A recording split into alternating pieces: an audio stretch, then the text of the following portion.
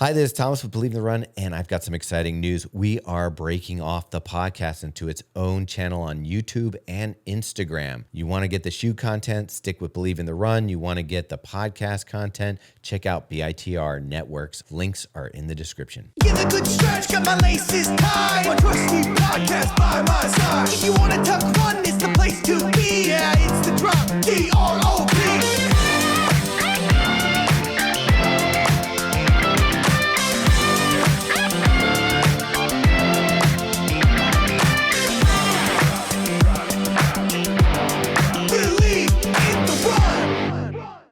All right, I'm here with Jeff Metzdorff. You may not know who Jeff Metzdorff is, but you probably have seen his brand, Mill City Running.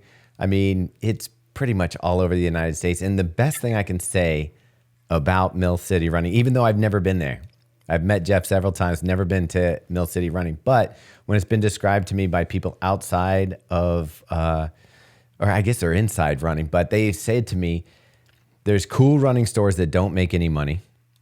And there's running stores that make a lot of money that aren't cool. Mill City Running is a cool running store that knows how to make money. Would you? Yeah. Fingers crossed, right, Jeff? Yeah, I think that like that Venn diagram, you're pretty accurate. There's there's a lot of, we try to be envious of both sides. I think that Venn diagram of Mill City sitting right in between like a real business. We have 40 people on staff, but then also trying to be a trendsetter and do some unique stuff and not take ourselves too seriously. I think that that's kind of like the special sauce, and we sit right there in the middle. And there's a handful of other stores who kind of have that similar business model, I would say. But yeah, we're trying to, make it as a two-door, we're a mom and pop, truly. My wife and I own the business and supporting 38 other coworkers. So yeah, it's definitely weighs heavy on you sometimes, but yeah, we're proud of what we're doing up here. Yeah, I mean, I look at your social, and when I run into people that work for Mill City, when we've been at the running event, or, the brands like to take care of their partners. And so I've seen you and some of your other teammates at different events throughout the years. And there's just a great vibe, and it comes through on the social. And then also, like, we'll interview a professional runner like Gabby Rooker, and she'd be like, yeah, I go to the Mill City Saturday run or whatever. Like, she's part of the community, and you've really built something special. And I guess I kind of wanted to interview you to dive into. I'm sure there's a lot of people out there that are like, hey, I would love a career in running, or I'd love to be involved in running. And everything that we see is like a lot of people who are working at the main brands, they funnel through these stores as reps, or they may start off on the floor, become a rep, then become, either they decide they want to open a store, become a store manager, or they go off to work for one of the brands. And so I was thinking we could do like kind of like a dive into like how you ended up here. And then if people are interested in being in the running industry, what are the different paths? Yeah, I'll start just like a super brief background on me. Just started running in high school, actually fairly late in high school, like was kicked off the tennis team my senior year, spring sport. So I'm like, no prospects, no, I wasn't a baseball player. So it's like, I don't have that motor skill. And it's like, what can I do that requires, very minimal levels of like talent or having a deep background. Like I didn't grow up doing youth track or anything. And I'm like, I'll join the track team. I'm up in like northern Minnesota. It doesn't turn spring until, sometime in mid-May. So you're running on all these like frozen tracks up in the middle of nowhere. But just like super quickly fell in love with the sport. Just thought it was a cool sport. And then just started, was fortunate enough to get to participate in Division III, NCAA Division III cross country. I had a very amazing, very empathetic coach who was like, this guy has very little talent, but a lot of energy. I'm going to let him on the team. And in that 4 years I was in college, I just fell head over heels in love with running within the industry. And I've always been kind of like a gear guy. I grew up playing hockey, and I loved like skates and stick technology and seeing what was coming out later. So that like really fed into like when my passion turned to running, being like, hey, like shoes are cool, spikes, as a high school and college kid, like you've got a high school runner. It's like spikes are probably his world and they were my world. And I was like, begged the local running shop to take me on, and worked there through part of college, and then continued on even after I left, graduated, went into the corporate world. I know your story a little bit, and just being like in the corporate world, thinking that, yeah, just kind of doing your thing. And then I just realized I was just so drawn to running, and my wife and I opened Mill City. We decided to like take the plunge. She had a running specialty background as well. How long ago was that? What's that? 2013. I said, how 2013 is when long we ago was opened. that? Okay. Yeah. So we Wow. spent, we spent like the better part of, she was in the industry for about almost a decade. I was in it for a decade, part-time, working like moonlighting on weekends, just because I love slinging shoes. I love the equipment. I just loved learning about it. So 2013, just opened the store. We didn't have a pot to piss in, man. It was like we were selling anybody that would talk to us. We were selling shoe brands that don't exist anymore. We had, at the time there was like everyone talked about the big seven, and it was like Adidas, Asics, Brooks, New Balance, Nike, Mizuno. No one really talked to us, and so we like cut our teeth on like 2013 Hoka, 2013 Ultra, like some like Newton. brands that were like new on the scene, and no one was coming in asking for them. You were selling, like, and that's I think we learned how to really like create like a customer service experience by just getting out there and really listening to the guest on the floor, and bringing out what we had at the time and what we thought was good product. And turns out like had some like knowledge knowing that Hoka might blow up, and fortunately we had them. But then getting into the industry, like, man, there's so many different ways in, but I do think that the shortcut, but also the long cut, is working at a specialty store. I can't tell you the number of times that a rep comes in, a sales rep, and they're either moving on or they're saying, hey, we're going to open a tech rep role in this territory. Do you have any great staff members? And the answer for us is usually absolutely. We want to move people into the industry. And I think that ends up being a really like a selling point when we're bringing in staff, is like, hey, we're a launching point into your career. And be it, if we've had people who thought they wanted to start with us and then move out, and have turned out to be like really great full-time employees who have some skin in the game with us. So it really goes both ways. We've had people come from brands to come and work here after they've left. So we've been pretty fortunate. I'm a big culture guy, so we've got a pretty good culture, and like to protect that at all costs. Yeah. So tell me a little bit about what was the environment there in Minneapolis when you decided to, and I don't know that we ever said where Mill City was. You're in Minneapolis. Yeah. What was the retail situation like? Were you coming in, there was established retailers, or were you like, hey, there's a gap in this market, we should fill it? Oh yeah, that's both. We were told by so many people who knew the industry that we were nuts. Saturated market, super discount driven. Like you'll like think about putting your money elsewhere. Like, I can't believe you're going to do this. And terrifying. we were known commodities, which was nice. Like my wife and I had worked in specialty in the market, so we were known by everybody. So I think people were just trying to protect us from ourselves. But it still is. There's a lot of great specialty stores in this market. There's Fleet Feet, TC Running. There at the time there was Running Room out of Canada, had 5 stores in the Twin Cities. Oh, wow. So it's been a market that's gotten a lot of attention. We just happened to.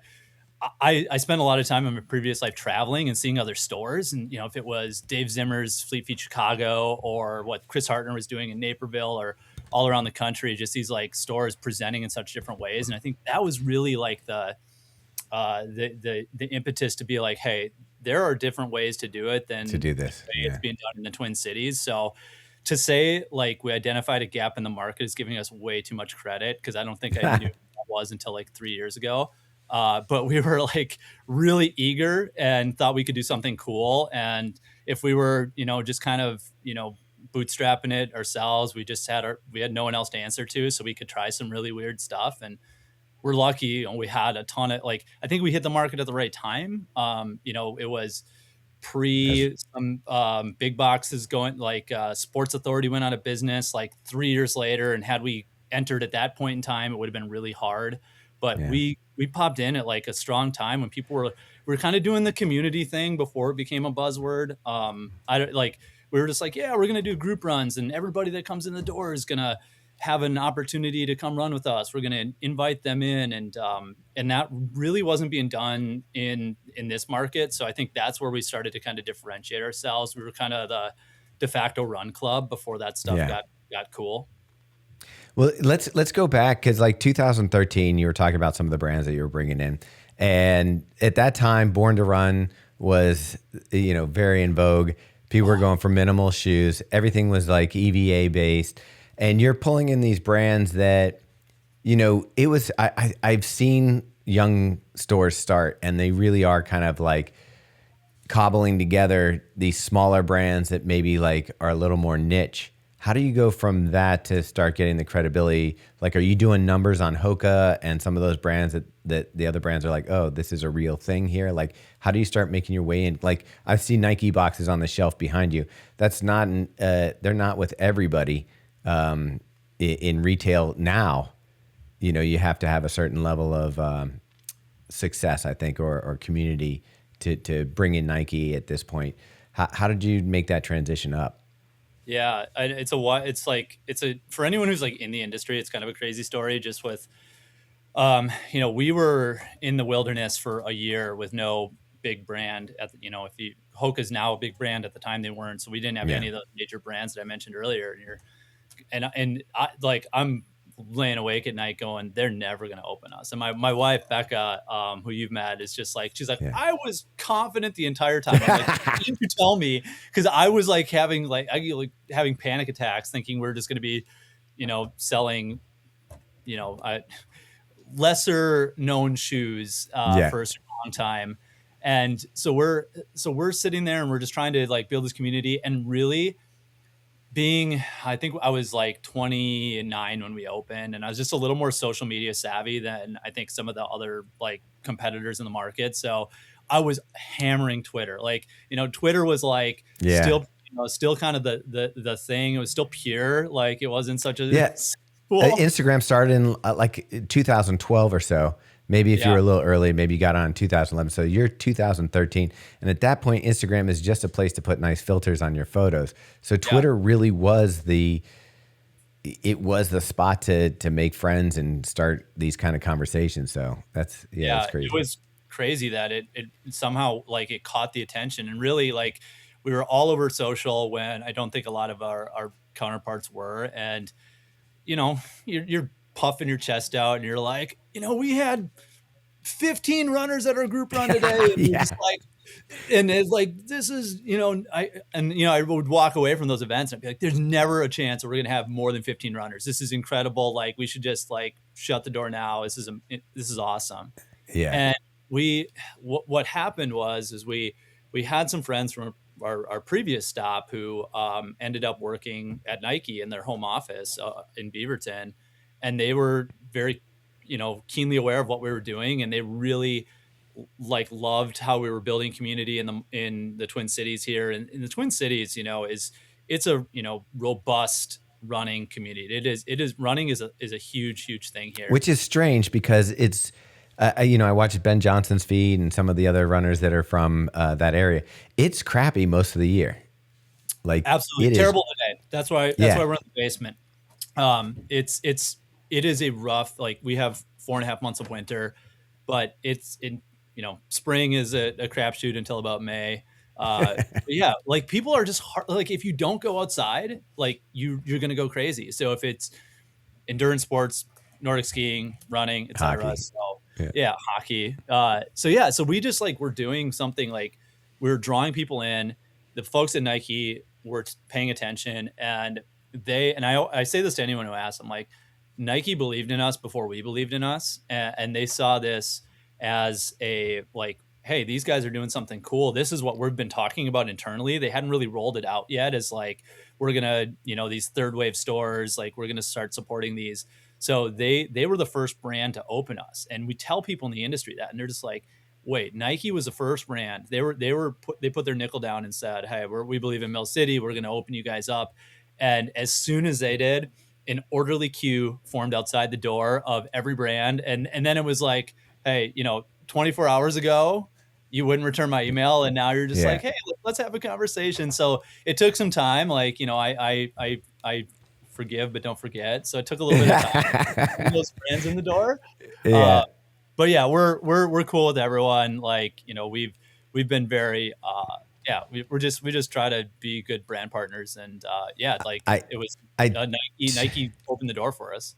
Yeah, I totally understand and empathize with you. And I picture it because this is where I was. When Meg and I started Big Run, which is the parent company to Believe in the Run, I remember like sitting in my bed and right before going to sleep and like not being able to sleep and being like, hey, are we doing the right thing? Like, is this, like, are we going to be able to survive? Like, am I going to have to go get another job? Or like, all that paranoia. And Megan was always like, it'll be fine. It'll be fine. And it sounds like you were doing the same thing. But I mean, here's what makes sense about the Nike opening the door. And I feel like this even happens with like our development as Shoe Review.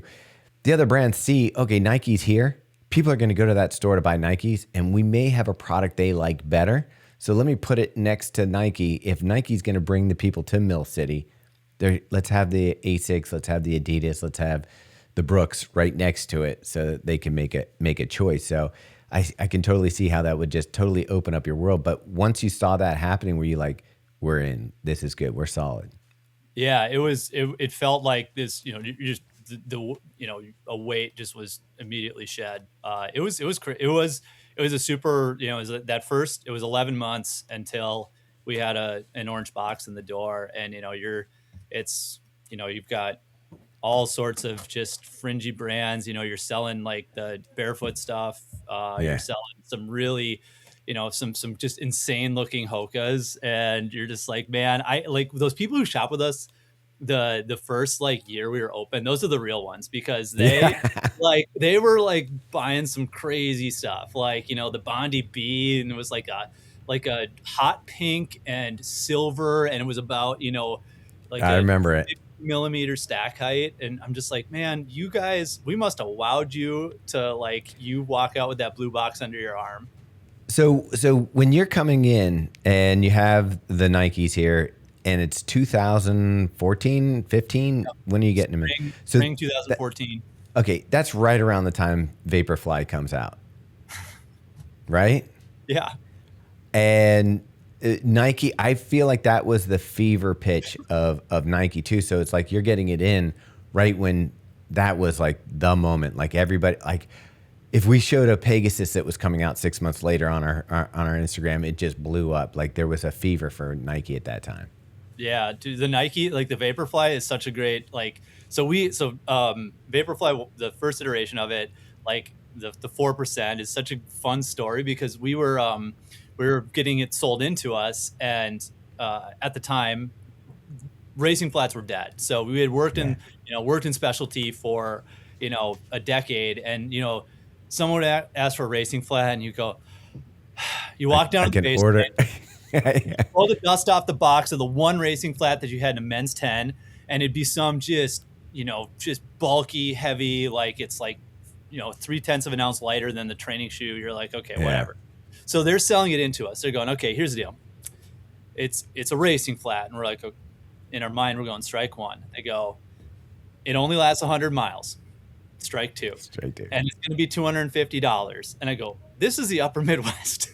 We don't spend $250 on anything. So I'm going, we said no to it. Like they didn't have an image of it, like grayed out in the catalog. Yeah. They still had paper catalogs, grayed out in the catalog. And we're just like, no.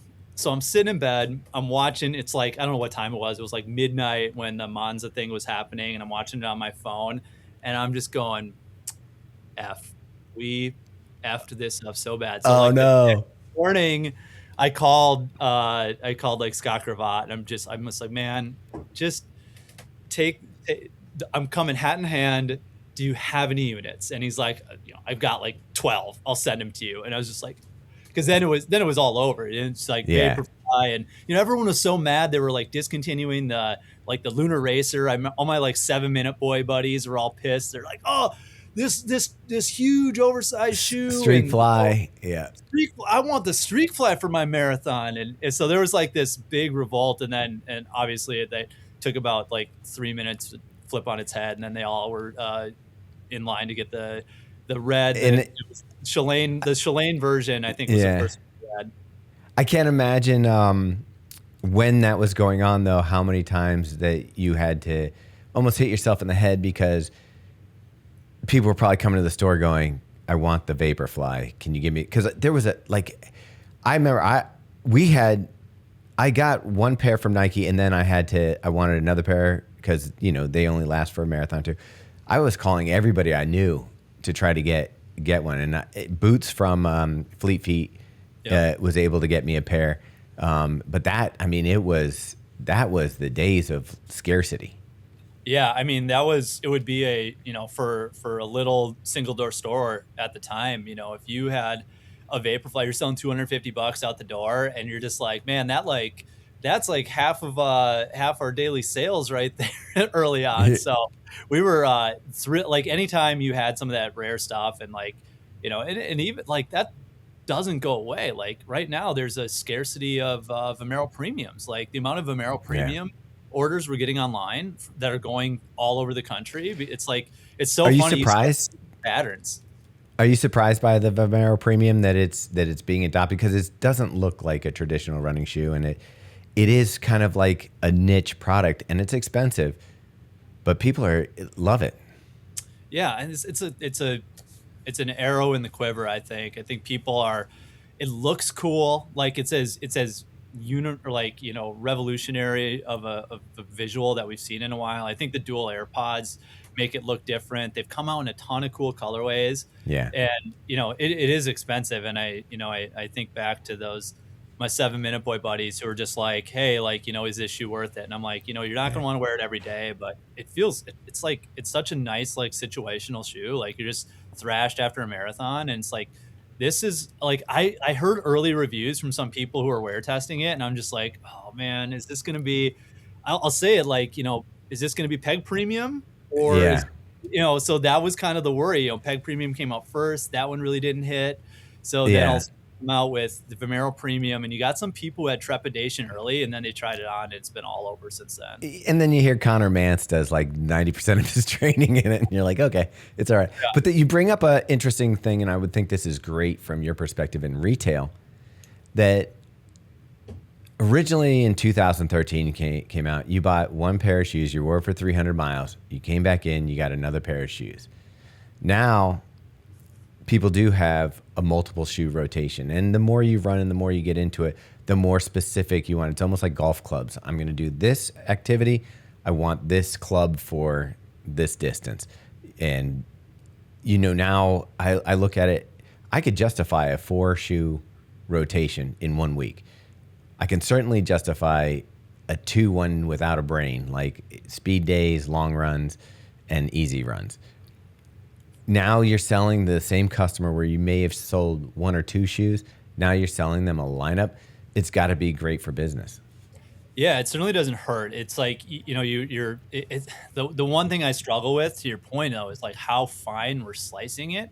When you've got, I think ASICS can't miss right now. But you've got like such like subtle differences between, you've got a Nova Blast, and you've got a plated Nova Blast and the Sonic Blast, and then you've got a Mega Blast, and you've got a Super Blast, and it's like there does get to be a point where there's only so much room in the basement, or so much room on the shoe wall. So it's like kind of like threading that needle, because anytime something comes out, if you guys blow up a shoe and we missed it, like that's detrimental. That's when I make the call that I made to Scott Cravat, like, whatever, 12 years ago. And it's like that's the one thing you guys have done, which has been like just having increasingly more weight over the years, is like, if you guys kill a shoe, it's DOA. If you guys do they take it back if like we're like, hey, this is Yeah. see. Here's the problem I think with that is we are talking and we're kind of specific to, even though we have all ranges of level of speed or whatever, but we're talking mostly to someone who is interested in performance. And I know that your shoe store, there's probably a lot of people coming in there that want a comfortable walking shoe or want a comfortable shoe to wear all day at work. And we always call it like the nurse shoe or something that people need to be on their feet all day. So for me, like Asics Nimbus isn't that exciting of a shoe. But if I was on my feet all day working, that could be a great shoe. That's like And my desert island shoe. I freaking love that shoe. But I also right. okay, so yeah, like you know, I think back to like speaking of like desert island shoes, you wear one shoe for the rest of your life. Like for me, Yeah. the longest time it was like the Kinvara. Like people would come into a specialty store and they think I'm gonna be just raked over the coals with like to the tune of $250. Like, and you're like, my favorite shoe for the first like 8 years of our business was any version of the Kinvara that was on the wall. $100 Yeah. out the door. And now it's like, yeah, there's a lot of great shoes that are, Nova Blast, for instance, now another killer. It's like, you don't have to like spend. There's the tiers. Yeah. Yeah. Like right now, I think there's a lot, like that's the thing. The shoe prices have gotten more expensive, and you talk about the Kinvara, and that was one of my all-time favorites. It still has my marathon PR. It was, at the time, it took everything from Born to Run that was good about reducing weight on shoes, simple foam, knocking out a lot of the bullshit, the posting, the cups, the visible technology. It just said strip it all down to what's basic, but it didn't go barefoot, which is the appreciated part. Yeah. And it was light. It was like a racing flat without, you could run in it daily. But now I look at the mid-levels. You've got now the New Balance Ellipse, which buy that stock. Like if you're worried about stock, that one's going to be one that I think will move for you. You've got the Evo SL. You've got the Nova Blast. You've got a whole line, and the Mizuno has Neo Vista that are all there at that 150 price point, which is now what we used to think of as a 100, 120 range. And I got to tell you, even the Nike Pegasus 42, I'm surprised by that one.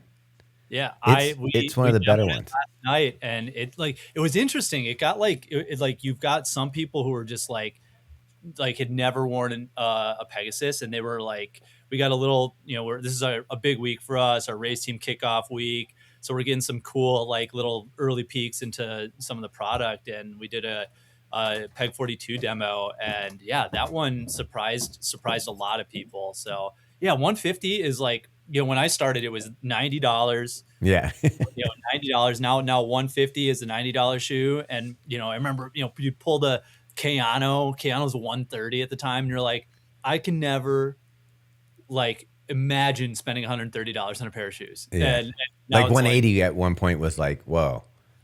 A bridge too far. Let's settle down here with that 180. Well, there's two shoes that blew my mind. Is okay, $250 for the Vaporfly, and then you saw the craze for it that people were willing to like go on to StockX and pay $500 for it. Yep. And then I think the shoe brands were watching, and they're like, "Hey!" And I remember the second time that I got a little sticker shock, and it was with the ASIC Super Blast. I was like, "Guys, it doesn't have a plate. It's it's all right. It's a good," and the shoe ended up growing on me, but like the price was really kind of a shocker. I think there's a shoe in between those that on that continuum that was the other one that was the price shock. Peg Turbo 180 neutral shoe. That's like a daily trainer. That was one where it's like, I love the storytelling behind it. I remember them selling it in. I'm like, this looks cool, pink stripe down the middle. And I'm like, neutral $180 trainer. I'm like, where's the tech? And but then it did have the Zoom X in it. Yeah. It didn't have any, crazy bells and whistles, but that Zoom X, like we could tell that story, and then we were selling out of that forever until they. I think that was the case with that one. That was the first shoe that took the race technology and brought it in. I would say that the Zoom Fly really missed for me. Like the foam was crappy, and you had a plastic plate. It felt harsh. A lot of people. Yeah. But the Turbo was another craze shoe that did have, like, you're right. That would be the next the next jump. But now I'm looking like we're just reviewing the Light Spray Cloud Monster Hyper 3, and that's a 280 shoe, and people are going to buy it. Yeah, I mean, we're seeing it. We're seeing it go out the door already. Oh, I think you have it in stock already? Yeah, it's showed up. That kind of that whole family. I wish they would have. I wish they would have like done the entirety with the non-light spray version. So that and the Monster launched like early this month, maybe a week ago. But then the standard, the lace up Hyper doesn't launch for another like week or something. So, but I do think like Monster or Hyper Monster, I'll butcher the name, but Yeah, I like it. Hyper Monster was one of my favorite shoes of the past couple of years. Oh, really? And yeah, I liked the bounce of it. It just Okay. I don't know. Have you tried the latest one? I've tried the light spray version. I've not tried the lace up version though. Okay. We've had both, and I wish you had tried both, because I'm really curious, because it's a different shoe. The two different, it makes a difference. But between the light spray and the lace up. Yeah. And then two, now if you like the Cloud Monster before, like it's got a full, I don't want to make this a whole on commercial, but it's got a full P bags thing where it's 75% more P bags. Yeah. And I think it just is such a fun shoe. I don't know if you agree. Yeah, I put a bunch of, I got a light spray version at TRE and put a ton of, mostly, up here from December 1 until yesterday. It's snow everywhere, so it was mostly a treadmill shoe for me. But I loved it. I thought that the people, there is sticker shock to that Hyper, but I think it's a freaking killer shoe. So I need to put fun some factor one. So that's what I don't have experience in. It's just Monster 3. All right. The Cloud Monster 3, the regular, just regular. Yeah. Don't worry about that. I'm sure you'll sell a bunch of them, but yeah, enjoy the Cloud Monster Hyper 3. Yeah, but check. Okay. So, and before I want to kind of bring it back to the store a little bit, but because you have access to all these shoes and you get them before, because basically what happens is the companies will stock you so that you have them ready to go on the day of release. So you're seeing these shoes. How excited do you get to try different shoes, and how much are you running in like various models?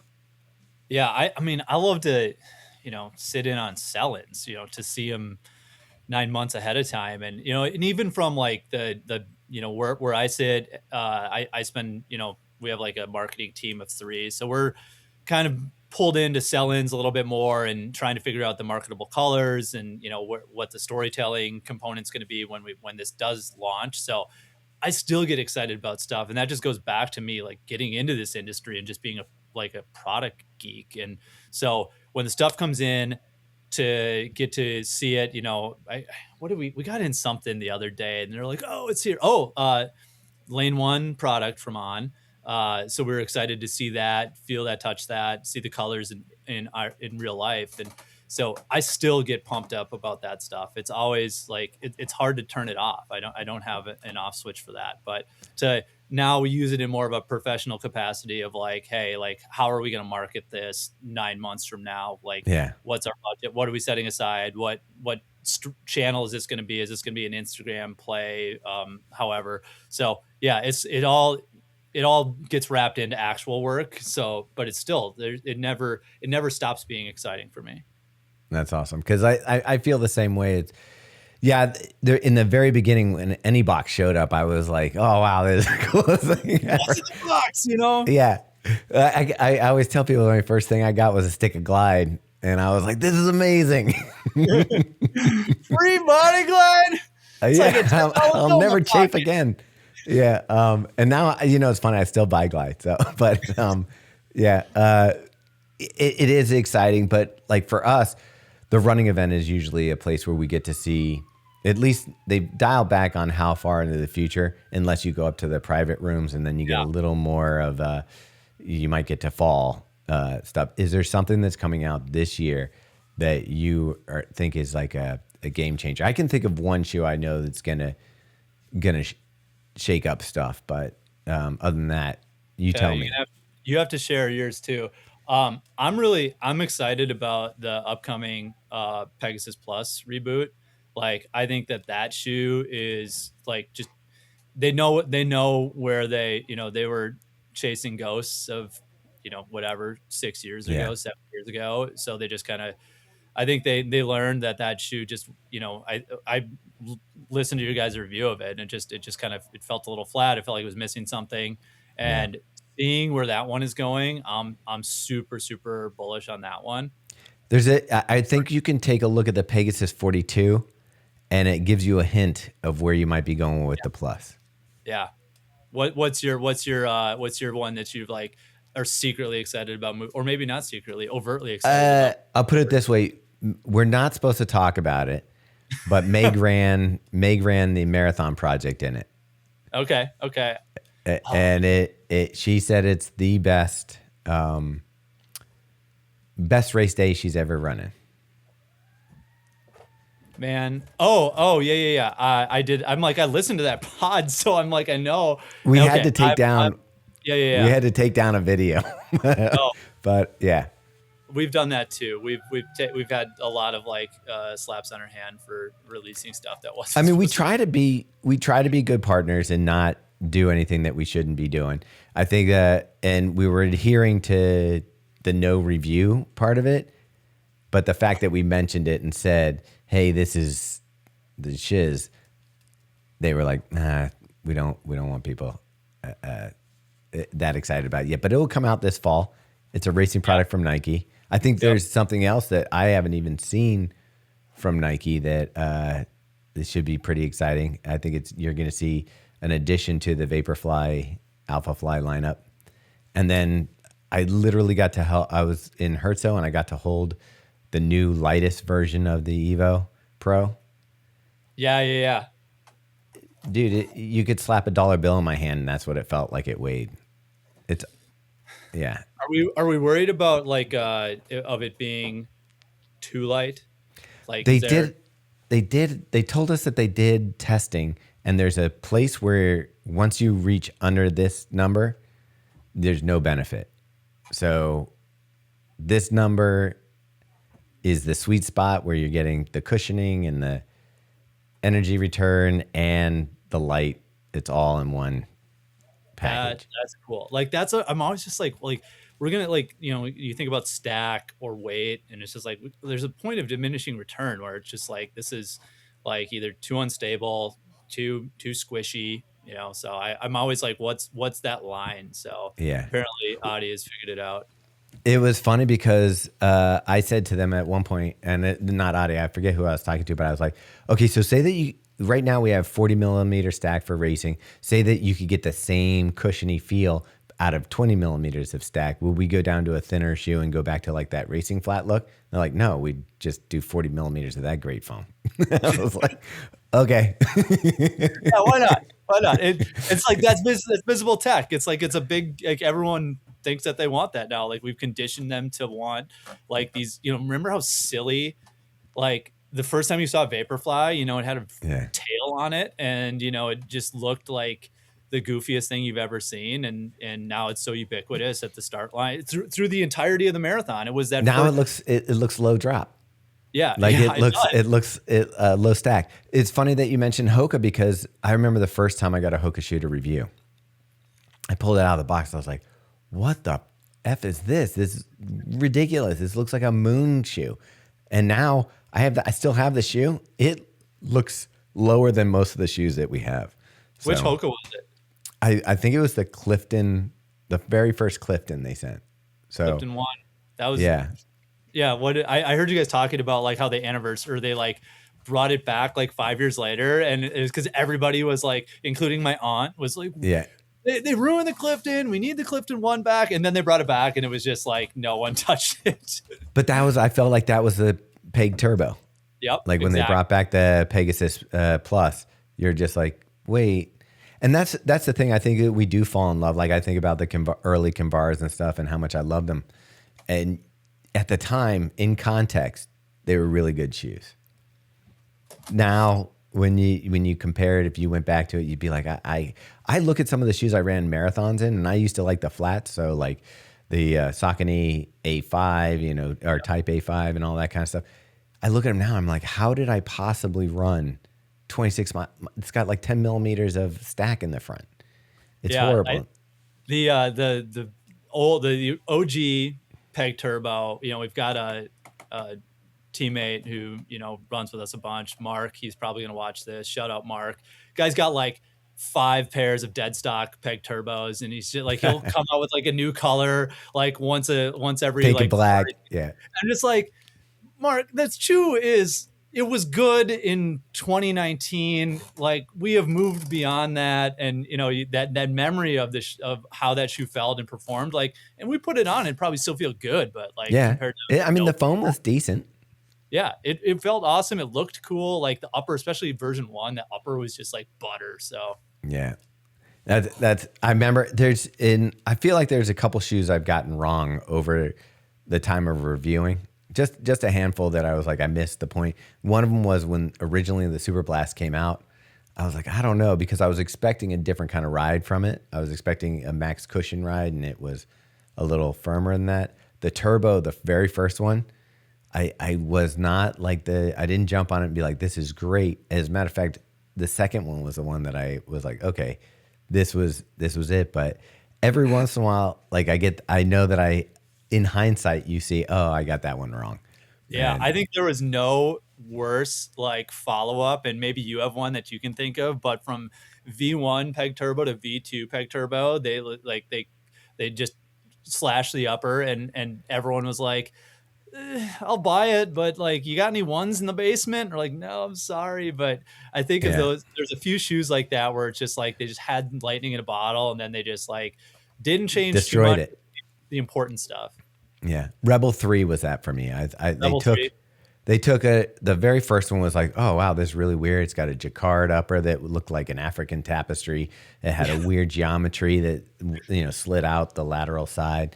And then I was like, ooh, the second one that came out, that was a beautiful one with a stripe down the center, kind of mimicking a little bit of the Turbo look. And I was like, this is one of the most beautiful shoes ever. And then they're like, well, we want to make it more mainstream. And they just killed the vibe. It was like you turning on the lights at the end of a club the evening and being like, oh. Closing time's playing. Yeah. And you're like, ooh, that's not what she looked like a minute ago. But, yeah.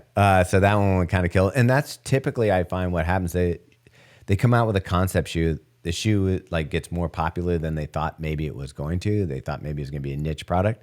And then they're like, okay, we could sell more of them if we made it even more towards the center.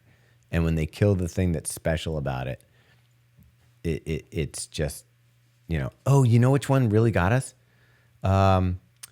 The Brooks Hyperion Max. Or not Hyperion Max, the Glycerin Max. Yeah, the first one we loved. The second one, we just felt like they destroyed it. They showed us when we were at the running event, the third one coming out, and I'm like, okay, back on track. But yeah, the second version. I've, like Glycerin Max 2, I've actually put a ton of miles in. Like, that's been a shoe that like surprised me. Like, it's so personal. Like, you probably couldn't force me. You couldn't pay me enough to wear a Ghost Max. Like, and then Glycerin Max, I just freaking love. So okay. How important is it to you, the looks of the shoe? Very, very. I will. Yeah. So the Glycerin Max 1, I thought was for Brooks. Oh wow, that's actually kind of like pushing the envelope of like style. And then they brought it, like I felt like they brought it back on the second one. It looks like a Glycerin. It's got the little like the siping on the sides. I think that looks kind of tight. Like, yeah, I'm an aesthetics guy. Like, I'm not gonna wear them to the aforementioned club, but yeah, I want it to look cool. Yeah. All right. I'm judging you right now, Jeff, but that's fine. I would actually, this would be fun. I would love to do shoe reviews with you in Mill City sometime. We could come and pull shoes off the wall. Open invite. And do it. All right. Yeah, like look at me. Like, what am I wearing right now? 2160. All right.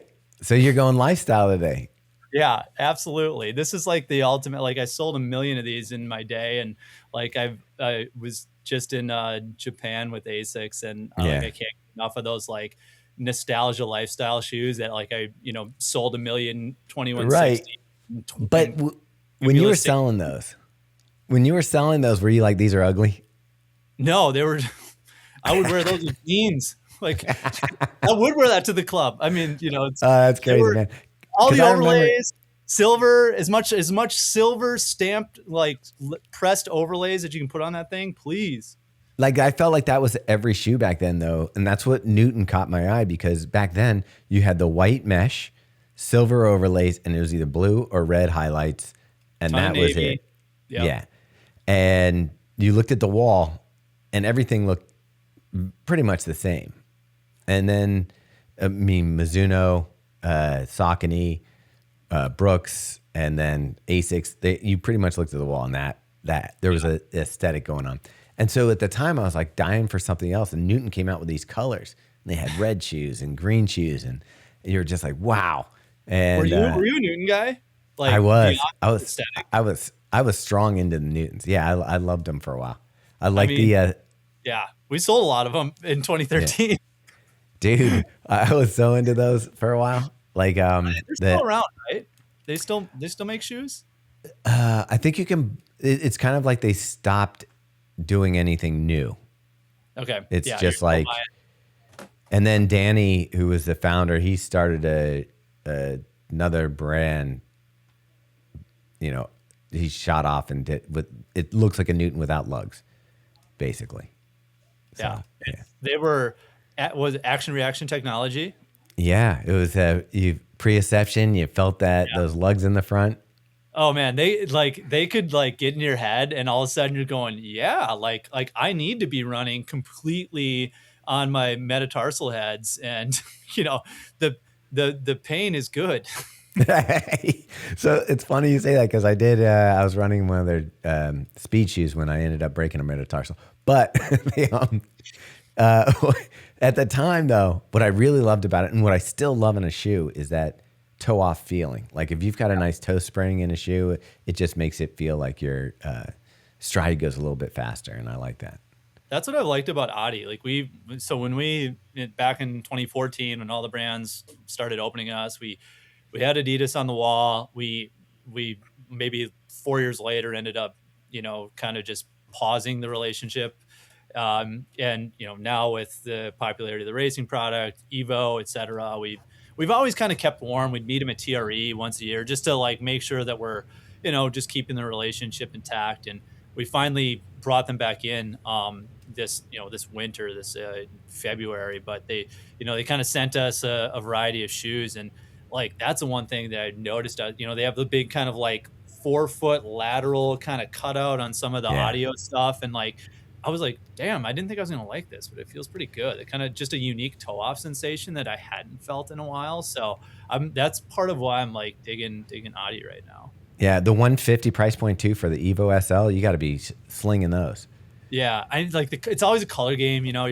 Any specialty store will tell you once a shoe like has like 19 colors, you're always just you can have 18 of the colors and guarantee and that person wants the other one. You want 19 colors that you can't get. It's sold out. It's a Audi.com exclusive. So you're like, yeah, sorry.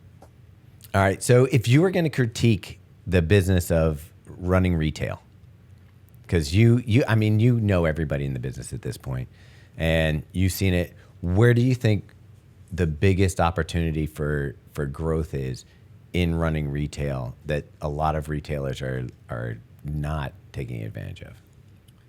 I just think like there's still room for building your own running community. I think we're a really good example of that with our race team. You mentioned Gabby earlier, so we have last trials in Orlando, we had four marathoners under the flag of Mill City, which is like still insane, crazy to me. Like we never intended it to be like have this like tip of the spear leading edge, but that just draws like the support that those 4 people got. We had 80 people down there that flew down to Orlando to watch them cheer, and it was like really cool, like power of community. And it's like I think that done in your own way or done in like we steal ideas from everybody. Every good idea has been taken, so just iterate on something that someone else is doing, make it your own. And I think there's still a lot of room for that. What we have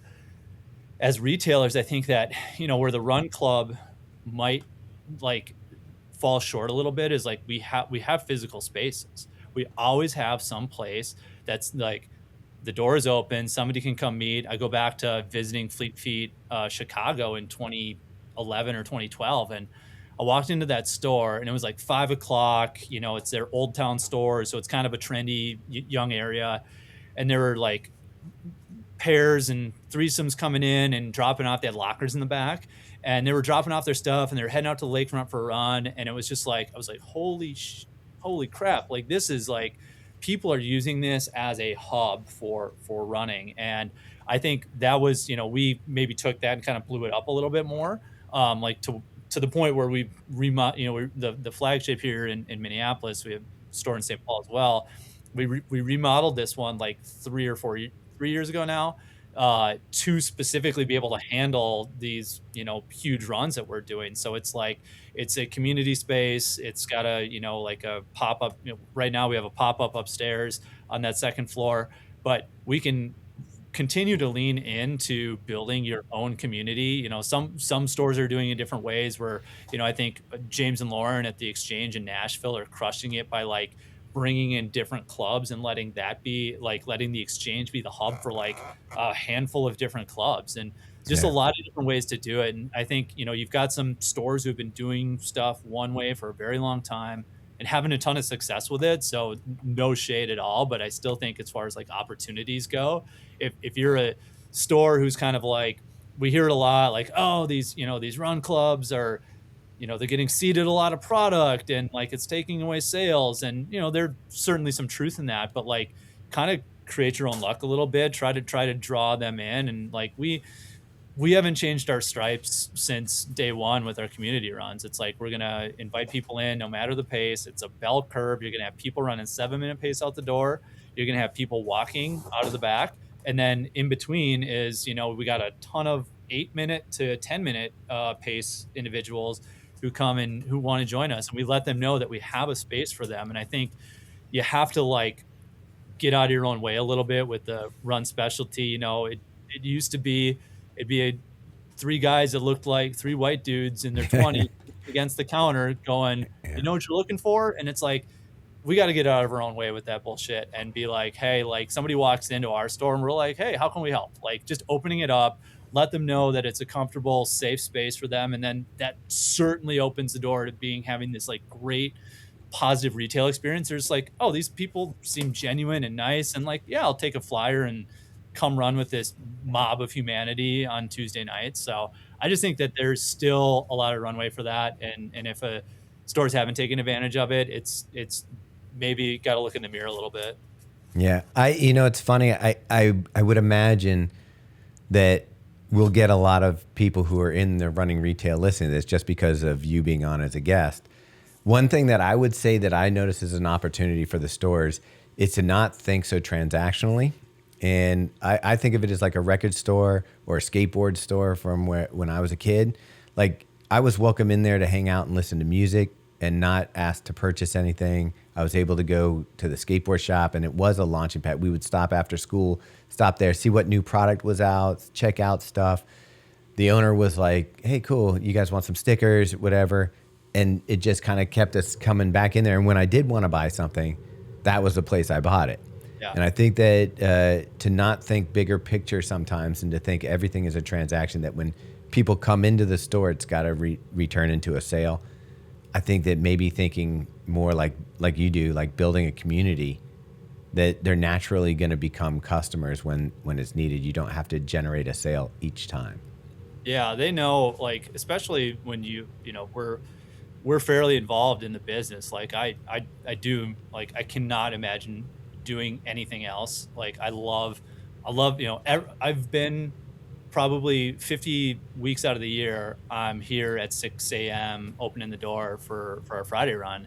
And, people, like, they know where they're spending their money. They know, and, there are times where it's like, especially you look at, the stuff we were dealing with in Minneapolis in January and February is with the ice agents being in town, and it was a scary time. Like people were not leaving their house. So if it was a restaurant or a retailer, uh, it was dire up here. And every once in a while, you're just like, as a reminder, just be like, hey, like, support every local business that you care about without being heavy-handed. You can't like you can't be like, hey, we need you to buy something this morning. So like it never like rarely will we like be like, hey, but every once especially when it's like really really like specific. That's probably like the one specific example I can think of is just like, hey, if it's a coffee shop, a restaurant, a retailer you love, go out after this run, go grab a coffee in the neighborhood, try to support those people who you want to see around in summer. So Yeah. I mean, that is a tough thing. Even living here in Baltimore, it's like, I don't want a restaurant to fail because I don't want to have that empty spot yeah, in the city. I want everybody to go, but at the same time, it's like I think you have to create a place that people want to be. yeah, And there's a responsibility on both sides to create that environment. that's so dialed. I agree. It's like, yeah, if you're just like standing there with your arms crossed going, where are the customers, and it's like salty all the time, yeah, Yeah. you have to give them a reason. You have to like, I do think we're fortunate enough, like people do feel like this is home. Like the amount of people who are in here like minimum 3 days a week is like crazy to me, and it's something we're super proud And they're of. not working. Yeah, they're upstairs right now. They're just hanging out in the couch. Yeah. Yeah, it's like heavy. You feel. I think for like our leadership team, it is heavy because you're like, hey, I've got to continue to bring, like, if it's marketing or events or a product assortment, the experience in the store. Like we've got great Google reviews. Where word of mouth is awesome. Like people are in here all the time, so you got to keep it fresh and fun. And like that's probably talking about stuff that keeps me awake at night is like, Yeah. it used to be, are we going to make it? Now it's just like, how do we keep it interesting? In Don't become stale. yeah. And when a lot of your best customers are rolling through the door multiple times, it's like you got to keep it exciting for them. So it's Okay. heavy hangs the crown. I like that. In 2013, you started off in your wake going, hey, I don't know if this is going to work out, to now we're here in 2026 and things have worked out well enough that you can remodel your store to have spaces for people to come and hang out. If you could like dream where it's going next, and I know this is part of it, is that stuff that's stressing you out to keep you up to date, but like if you could, you've seen what it's been like in the last 10 years plus. Where do you think it's going? And do you think like clubs are going to continue to exist and the running boom is going to continue upward? Or like where do you think we'll be in 10 years, and what do you want? What would you hope it would be? Yeah, like the stuff that that like from the like the I'll answer it like out of both sides of my mouth with like the glass half empty approach and the glass half full vision. And I think the one thing I worry about is like the consolidation in the industry, like everything rolling up under one brand, with losing a lot of the soul of. Are you talking like a leaning situation with Puma? No, I'm talking about like retail side. Like, oh, yeah, like I do big box individual, or like it running, stores that are all flying under the same flag, that maybe, some of them have like some real local flavor and the really good ones do, but then some of them it's like the same. I think I know what you're talking about. Tower Records versus your local album store. What was the record? Was it Empire Records? Was that the name of the store in the movie? Yeah. Empire Records? Yes. Yeah. I want the Empire Records vibe to be flowing continually into the next decade. And I worry about consolidation and people not having exit plans where they're like, hey, I have one exit plan, and that's to sell it off to a big national chain. So that's a concern of mine. That keeps like having like off ramps for people who are, in their 60s or 70s and want to have run in their stores for 30 years and they need an off ramp. So And they're thinking like, of that, okay, here we go. Oh, that is yeah, scary. that's gonna happen. Like that's like a lot of these stores started in the 90s. They're gonna be like approaching the edge of Yeah, I wanting didn't to. even think about that. They'll become Yeah, Starbucks. they'll become yeah, and you're thinking like it used to be back in the day, like your manager could buy the store, like guy worked for you or woman worked for you for the last 20 years, they can take over the store, they can buy it from you. But like a lot of these stores are doing too much business now to where that's just Yeah. not feasible. So like it does kind of narrow like where you can go to a certain point. So that's like when I see like 10 years from now, like that's something that I hope we get figured out in the next 3 to 5. um, on the optimistic side, I do not see running slowing down. I see so many people who are curious about it, who are going to be those late adopters. And if that's run clubs, and like I think you'll see, I hear this a lot. Like I saw something on probably Instagram, somewhere on social media, about how like a brand had like started to pull out of a market, and they had supported this market and they supported all these run clubs in this market, and now they're pulling back, and like how do we continue on without it? And I just kind of like thought, I'm like, if you can A only make it brand. brand supporting you, you do not have like a community or a club that really cares. So I'm like, I think the really, really strong like run clubs, and there are some awesome ones out there, those are going to continue to roll up and get bigger. And they're probably going to roll up some of like maybe the fledgling ones who just don't quite have like the momentum. And I think the ones who have momentum right now are probably going to continue to into the future to continue to be successful. So That's I don't see. interesting. That's interesting because what I've seen is kind of like almost an opposite, where you have a big run group and then little cliques form and they're like, let's start our own run group. And You know what I they, call that? The mega church. You know what that okay, it's there like, you go. dude, mega Is that church the gets same thing? big, little faction breaks off, and all of a sudden they're starting their own run club because it's just a little bit more dialed to their particular interests. So Yeah. I agree. Like that's, and there another thing that keeps Jeff up at night is like, oh man, is Mill City becoming a mega church? And my friends who I run with have heard me lament that fact. So just trying to keep on top of the pulse of like what people want out of a club is super important for us. I think the way that you avoid that is continuing to, you talked about culture, but I also think it's like personality, like-minded people end up gravitating towards people they feel comfortable with. Yeah. And that to me, like when we started Faster Bastards, it wasn't because I don't even think run groups around. We started it in 2012 and I had seen like Black Roses or something like that. But I was basically like, I want to run with people that are similar to me. So we started off with like 4 or 5 guys and it was kind of like just a joke. We did a Ragnar team and then it grew into like, hey, let's do a beer mile. And then it grew into, why don't we do a Saturday run? And it kind of organically grew into something because there was no playbook back then. Yep. And, now it pretty much runs itself. And it's just the people that are like, I like running this pace. I'm competitive. I want to run marathons. And I show up to the runs and people they'll be like, how long have you been running with the Faster Bastards? And I'm just like, for a while. On and off. Yeah. I love to audit our runs. Like I'll slide into the back of like, there'll be like a Monday night run in St. Paul and there's, 150 people there. And That's I'll so just crazy. kind of slide into like the 8:30 pace group and just like kind of like just check the vibe and see what people are talking about. And then like usually there's one person like who like knows who me you or are. like knows what I'm doing, but luckily they're like nice enough to just like let me like, hey, I'll talk to some random individual who's first time running with us. And yeah, it's fun to just kind of like be anonymous. Like for you, like far more than me, it's like that's a hell of a lot harder, but it's still fun to every once in a while just be like runner nerd Jeff showing up at a group run And just checking it out. All right. So that's your optimistic take?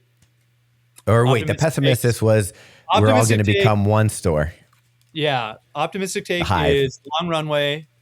Certainly, like I think the stores who have personality are going to continue. Like there are so many freaking cool stores out there now. And even like some of the like those tip of the spear ones are like really starting to find their footing, and I just like love seeing what they're doing and iterating on, maybe they do something cool. It's like, okay, how can we take that like and make it our own, or Multiply. do something Yeah. like, something different. Like, I mean, like a store like Distance in Paris is like, those guys are the Xavier and Guillaume are like the biggest brains out there as far as like how they present events. And it's like, man, like I just love to like I haven't heard of them. I haven't even checked it out. Oh man, they're awesome. Is that the one? That's they're the most like forward thinking run specialty retailer in the world, I think. All right, Like, I have to check them out. yeah. They're, if you get over to Paris too, their store is super small, but it's beautiful. They do the coolest events. They got a handful of stores around the world. So That's awesome. I'll definitely check that. I'm surprised I don't know about them. All right. So next question I want to get, and I know I'm got you for time. You probably got to go soon, but yeah, we're good. let's talk about. I just got back from Korea, and I went and saw the light spray factory that On is putting together. And what I was left with was not only the innovation of how easy it is for them to now create a shoe with less people and less material. So it's better for the environment. There's no toxic glues in the factory. It smells like fresh air in there. There's just robots humming away making shoes. And the thing I came away with was like, okay, this is in Korea, and I understand why they did it in Korea, because they're the tops when it comes to robots right now and adopting robot labor forces and all that stuff. But I was like, how easy. This is a warehouse. There's 32 robots here banging out 500,000 shoes. There's going to be one they're going to put them all over the world. There's going to be a factory in California and New York and maybe even Midwest somewhere where you're ordering your shoes. They're going to almost print to order, send them over to you, and that thing. I'm looking at innovations that maybe you think are coming to the industry that are going to change the entire industry. Like right now, you have to carry inventory. Boom, you sign up. This is how much you're going to go. If there are ways in which they can produce shoes in this manner, it would change the way you'd order and inventory even. Yeah. Like, what do you see coming down the pipe? Well, okay, I'll back up one sec. Do you remember TRE like 2018 when Brooks had that big like factory on the floor and you stepped in, was like made to order, and like that was, I was thinking about that maybe like a year ago. I'm like, what happened to that initiative? It was they're building like the Levitate, and it was like, like you could get in a queue, and they were gonna like scan your foot, build you a custom Levitate. They looked really kind of rough. The outsole looked kind of rough, but it was like a cool like concept. Leap forward. So seeing something like that and knowing that brands have been, that was 2018 or 2019. It's like somebody has to have been furthering that idea in the meantime. It may not be on the floor at TRE, but like something is happening somewhere. Maybe On's the first to market with, the light spray and the robot. So I see that as being like, I said the gentleman who like invented light spray, who came to Casper and showed him like the gun that like shot the webbing.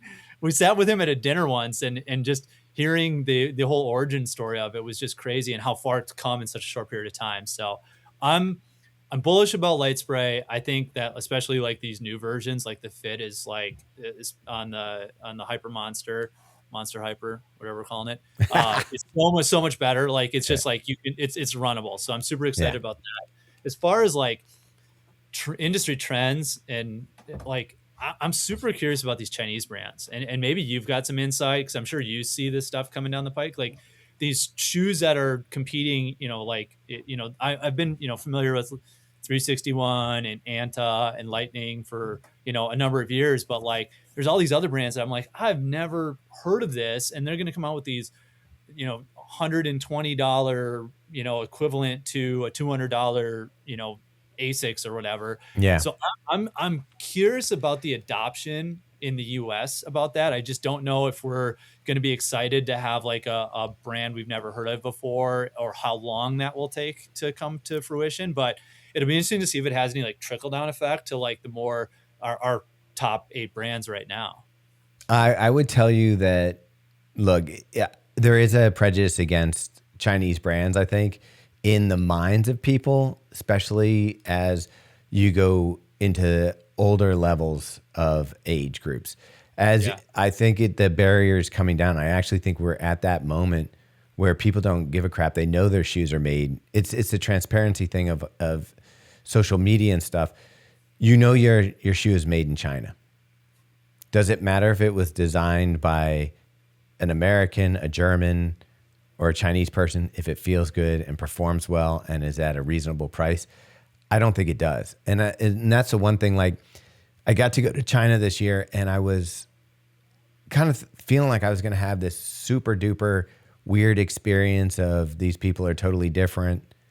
And I worked there and I was like, no, this feels very, the team that I was working with seemed like they could have been a team from the US or anywhere else that we've gone. And the same characters and personalities and people that you're drawn to and attracted to as far as shoe industry goes, they're there. These are people who care about product. It's not someone knocking off a product and going, and I think that was the stigma, was that you thought, okay, they're just making a cheaper version of something else they saw. I don't think that's where they're headed. Maybe they get inside information from factories that are building new product or something like that. But I really think that they're developing and building unique product that is not a copy of another product. And I think that once, go ahead. Do you think the distribution, like I wonder about the distribution. It's like we've got 9 amazing brand partners right now. And, who do we, like, that's always like whenever you're introducing a new brand or considering a new brand, it's like there's so much good footwear out there right now. I think of a Chinese brand that's killing it right now is Mount to Coast. We don't carry Mount to Coast. That's a mistake. Yeah, I know. We're launching the pre-sale. Yeah. So, but you're like, okay, like if we're carrying, like, if it's, brands we don't carry, Norda, Mount to Coast, we're paused with Mizuno. It's like we did that at the exact wrong time when their product was starting to bounce back. But I don't think it's the wrong time though. I think that you still have, I think they still are. Remember when ASICS was coming back? Yeah. You still have I'd say you have two years, and then you're definitely gonna want to be back in it.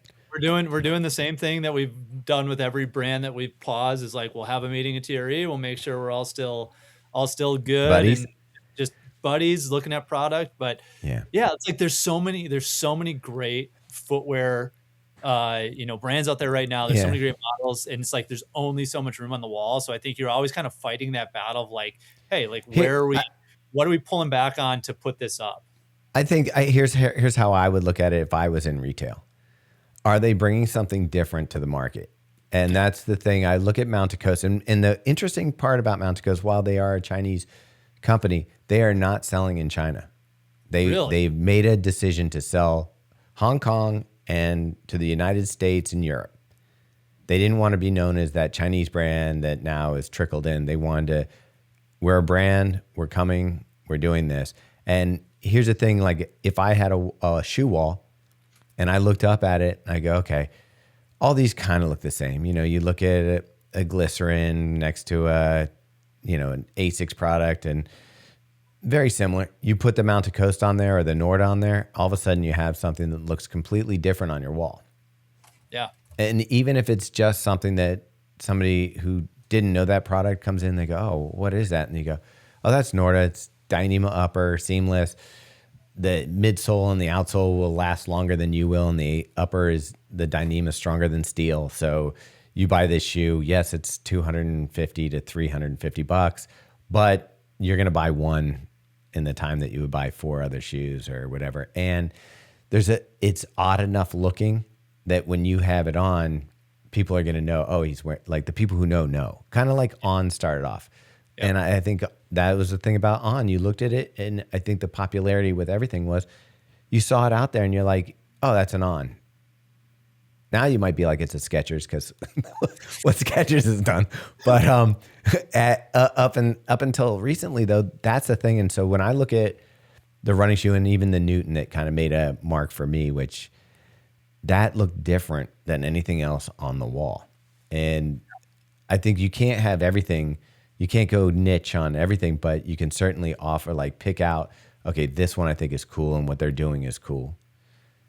And honestly, I came back from China and I was like, Mount Coast is the next Toka.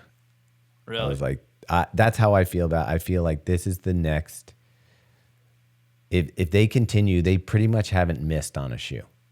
I don't love every shoe to death, but they haven't really missed at what they're going after and what the shoe is. And I kind of feel like I think they have a shot at being a early on adopter. Yeah, our staff is like they're awesome. They're they're shoe nerds, and they start once we start hearing from them, there's like where are we at with that? Like Adi was a great example. It's like what, like they're like buying You're like, where'd you get those? and wearing them. It's like, all right, like, and I think that's kind of where we're at with like a Mount Coast, is like you're hearing so much effusive praise for the shoes, and to hear that they mostly haven't missed is pretty incredible from an individual who puts a lot of shoes on their feet. Yeah, I would check out also, like, it really depends, but I think your environment where you are, because a lot of it leans more towards, there's road ultra, but there's also the trail stuff, and their trail stuff is actually really good. I think it's worth taking a look at and seeing. It looks awesome, and the price point. Yeah. It's like they kind of like just really went after like all three legs of the stool. It's like, it feels good, price point's great, looks good. It's like, yeah, it's probably, like we can be, to your point earlier of like, hey, we're trendy, but we're also like trying to make a living. Yeah. And, it's like, so we're not always like leaning into the first hot thing that comes by, but at the same time, we will, this one has been so like, I've never, maybe outside of Hoka, like I haven't heard like a shoe go from like 0 to buzzy this quickly in a super long time. So when somebody wants to put product on your shelves, what is the time? Do you say, hey, look, I'm going to give it 3 months. If it works, we'll order again. Let's do a small run. Like, how does it work for you?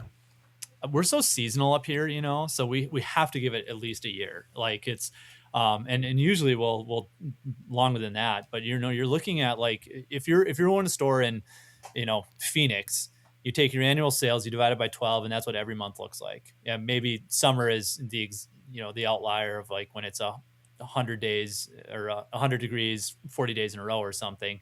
But where we're at is so seasonal. It's like once, Twin Cities, Chicago, New York is over, and it's December, January, February, it gets pretty slow. So you can, it's so whenever somebody's releasing something in December or January, we're just like, great. But anyways, you have to really give something at least 12 months, more along the lines of, we're probably going to go 18 months before we can really have like a holistic view of like, is this resonating? You can, you just, the talk on the floor, the talk of how the staff is feeling about product, fairly quickly whether it's resonating or how we need to, hey, maybe this specific version or this specific SKU isn't working. Let's swap it out for something else. That was the thing I actually heard about you, is that you don't take any, you're not going to be forced to take stock. And it's like some stores, they come in, they're like, if you want to carry this, you got to carry all of this. And I've heard that you've been like, nah, I'm not doing that. I mean, like, again, it's just like, hey, we really want to do what's right for the business. And I heard that in a positive way. What's that? I heard that in a positive way. Thank you. It was like, we're Minnesota nice. Like we're too conservative, like scared to ruffle people's feathers to do anything other than that. So, but yeah, we're going to hold out until the time is right, where we're like, hey, we want to like make sure, like Adi is a great example. Like we brought in Adios and Evo to start, and it's like, that's probably not the norm. But it's certainly proven to be like a early on, we've had them for a month and a half, but it's like it's been a winning formula. So, and Yeah. then we start building in some of the other stuff that's coming out, which we're really excited about. So, Speaking of new shoes, I know that James Osborne from the Exchange, they're really into the Rad UFO. yeah, That's tell a me new about it. brand. Yeah, are they trying to tell you to get that one? No, like I see it out there, and it looks like I know, obviously I know James and Lauren, but then like Yeah, Run Lauren Limited, loves it. Molly and Jonty out there, they're in London, that store Yeah, Run Limited. They're big on Rad as well. So I just met those Jonte. they're like super hot on the shoe. Like have you put it on? Is it like Yeah, I've so here's my honest take for it. The shoe that we're talking about, the Rad UFO, is an Yep. amazing shoe. It feels like if you had the Nike Infinity. It's kind of, I think it compares nicely to the Vomero Premium. No, not the Premium, the Plus. Vomero Plus. It's pretty equal footing with that. It's got a great foam, feels light and bouncy and fun. The fit is good. They showed the other stuff at the running event, and so that one's like a $200-something shoe, I believe. And then they showed me kind of like two other models that like one's to compete with the Evo SL or / Rebel, and the other one was a little more stacked up, but the foams weren't like the UFO has a really good foam. So I was a little concerned, like I didn't get to try them on, so I can't really give you any kind of judgment. But just holding them, I was like, okay, the UFO is a hit and people love it. Will it translate into these two other models being there? Yeah, I like that's and can you support a new brand on one SKU? Like that's the especially like a true new to the market brand. Well, even established. I think that's the hard part with Under Armour. yeah. Yeah, like are they okay, here's a question for you. Are they relevant in Baltimore? Is it like being an Under Armour town? Do you see people running in their footwear? See, unfortunately, I want them to win because they're here in Baltimore and they're a big part of Baltimore. Whenever I see someone wearing the shoe, though, if they're a runner and they're wearing it, I'm like, okay, they were given that shoe, or that like they're seated. Like they do a lot of stuff like for the Baltimore Running Festival. They do like a little team where they take local talent that's around and they pull and say, hey, do you want to run the Baltimore Marathon? We'll give you a bib, clothing, shoes. And so they'll have people doing that. And honestly, the product isn't like, it's not bad. Yeah. But there's not a whole line. There's maybe a up-tempo trainer and a race day shoe. So it's not like a full, like, Is that what's holding them back? Do you think that they just don't have the full stack? Like I just can't figure out. Like they've got an elite team, they've got people wearing it at the trials. They're out there. They're certainly yeah. I mean, don't know what they haven't unlocked yet. Yeah, I mean they have the top woman marathoner right now. I think what's not unlocked is there's not a clear vision and not a clear brand for running. I don't think there's an identity to their running program, and I don't think that like Sharon Lokedi won the New York City Marathon. She should have been everywhere.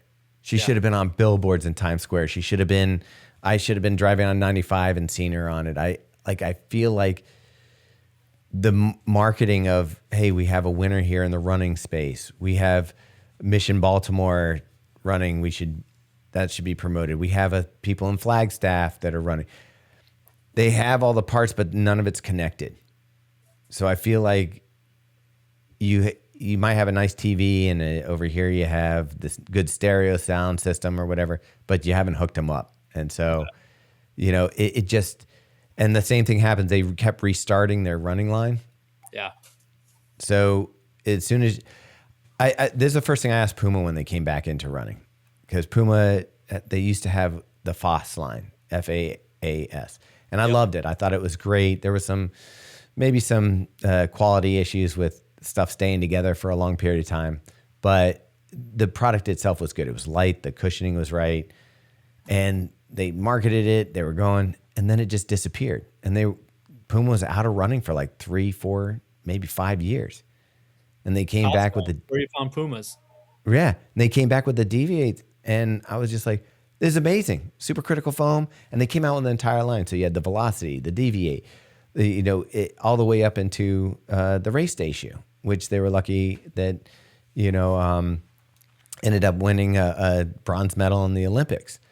So I got on the phone. I said, look, I love your new product, but are you guys staying around? Are you gone? Like, is this a 1 year and I'm out? And they assured me, no, we're going to be around, and they have created great product, and their running product is really good. That's the same conversation we have as retailers is like, Yeah. when they walk back in the door and they've got great product, you're going, yeah, but even a store that's been around 13 years has been through a cycle with them. And Yeah. it's, you see, and especially those who have longer histories than us and longer memories are going like, I've heard this before. Like what's different this time? Yeah. And that's the thing. It's like what gets cut from a company. And I look at, like, we're getting back to what I think is, you're interviewing me now about the Under Armour. But I think that I look at somebody like Puma or even Mountain Coast or somebody who's coming in with a line, and you see, okay, you don't make it hard on yourself. Make a good looking upper, stick it on top of a nice foam. And there you go. You don't even worry about the plates right now. Some brands can't get out of their own way. That's just let the product do the talking, and and just, we want as retailers just consistency. Like that's all. It's like if you're constantly cycling through different, the Under Armour is a great example of we carried their foot. That was an early brand for us. We were carrying their footwear, we were carrying their apparel, and they were cycling. And they had some great stuff in the beginning. Yeah, like when Fritz was there. Fritz was kicking out some nice, the Gemini, they had a Bandit. They had some good stuff. And it's just like there was too much just cycling through different philosophies, different individuals who was our new contact was, and you're just like, all right, like you're like, you can ride that as a retailer. Like if you've got a history with the brand, the stuff's selling well, like they're brands all the time, big brands who every 2 years you're making an entirely new network with that brand. And it's painful, but when they're good partners, by and large, you put up with that, but, and also a solid product doesn't hurt. But yeah, if you're just pumping out mid product, it doesn't make sense to like put all your energy into that as a retailer. Well, I imagine that people come into your store, and what you're trying to do is there's a certain customer that's like, Nimbus 20, 21, 22, 23, 24, 25. They're just going to come in and just give me the Nimbus, the new Nimbus. And when you bring in a shoe that doesn't have a consistent naming convention, that doesn't have a one that releases every, at least 2 years, or, like something comes up, I would imagine it's really tough.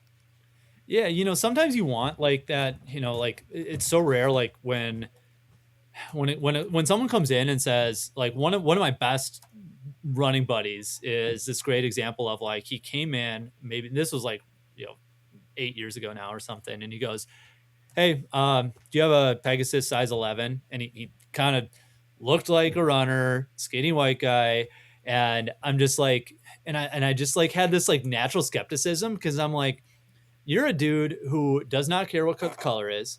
I'm like, you can find this. I say this about our stores all the time. We are the path of most resistance. We are we are urban. We don't have parking. We, people are scared of Minneapolis. So it's like, we're the path of most resistance. To have somebody just come in and walk in and say, hey, can I just get a new Pegasus size 11? Doesn't matter the color. I had this like natural skepticism of him. I'm like, what is this? I'm like, why are you here? You would buy this from anywhere that had it for like $89. Yeah. So for us, like those like customers who truly don't know, like we're a bit of a chameleon in that, like we have, if your, aunt came in and wanted the nursing shoe, she just wanted something comfortable to wear, she's going to have an amazing experience. Like that's our goal. But then also we do cool, underground race. Like we're doing underground race this Friday night for our race team. And we do like a lot of like weird programming like that too. So depending on how you're like looking at us, and to your earlier point of like being like a bit of a third wave store, but also trying to just run a really solid business, like that's that chameleon sort of like perception that I think we have within the running space. And I'm happy to wear that. Yeah. I mean, I think to survive, you have to. And that's funny because now the best of both worlds is you get the nurse running the underground race. Like she finds out about it. Yeah. I mean, that's awesome. There's your P. She's Dude, and running the underground race. She's such a gem. Like, I think you guys are so lucky to have her there in Minneapolis. Like, we've interviewed her. She's just so nice. And I think Megan and her have like become quasi Instagram buddies and stuff like that. So she's so legit, salt of the earth human, like the best of Minnesota, just like this kick-ass runner, super compassionate, like loves to like just, she shows up at her Friday morning, 6:30 run, just like chills out in the pack and like will talk to anybody. And we've been fortunate to like see her, like she signed up for the college gymnast, signed up for the race team. Like she did one of the Tracksmith 5000s that we had like a few years ago. And I think she like broke 16 and like my brain was melting. Like, holy crap, you just ran 15:59 on a track and you're like this, like, hey, like burgeoning, like what's up? Pretty good runner. and yeah, the next thing you know, she's running, 2:23 or whatever in Chicago and she's a Nike contract. So it's been fun to just like be a part of that, like that arc and just watch her just crush. I would think in the rewards of doing what you do and getting to be part of the community. And, I've seen you in London. I've seen you, I think, in Tokyo. You've really embedded yourself in the running community, and you said you nerded out on gear and the sport, and you've become part of it. And to own a store, you're kind of like a physical part of Minneapolis running culture. And that's got to feel like you're doing something with your life that's better than pushing papers around. Yeah. It's better than, I think of like this one time I was previous, I did like commercial, like risk analyst for like 8 years out of college. And like, I was at the airport and I had like a panic attack. I'm just like, I do not want to go on this trip to Kansas City. These people I'm going to go talk to do not want to talk to me. And I just like, I think I called my boss at the time. I'm like, yeah, the plane's broken. I'm going to not come down. And I was just like freaking out and like to get to do the stuff that we do now and call it work. And I'm sure you and Robbie and Meg feel the same way of like, I can't believe this is my job. Like, I can't believe I get to, like, even the hard days, pretty freaking awesome.